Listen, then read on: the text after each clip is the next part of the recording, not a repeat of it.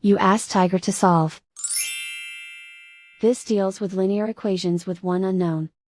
The final result is x equals -2/15. Let's solve it step by step.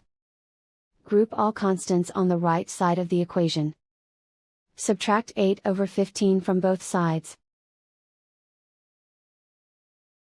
Group like terms. Combine the fractions. Combine the numerators. Reduce the zero numerator.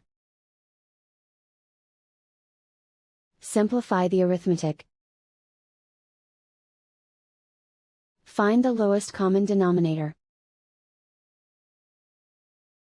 Multiply the denominators. Multiply the numerators. Combine the fractions. Combine the numerators. Convert the x into a positive number. Multiply both sides by -1.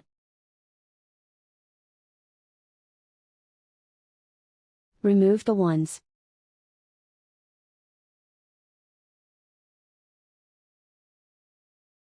And so the final result is x equals -2/15.